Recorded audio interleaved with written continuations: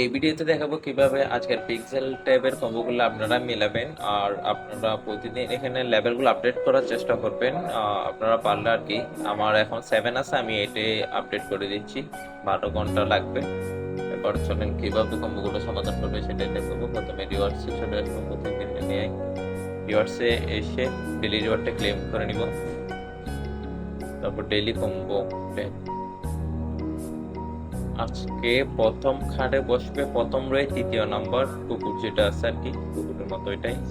তারপর দ্বিতীয় খাটে বসবে শেষের লাইনের প্রথম যে রোবটটা আছে ব্লু কালার করে ওটা।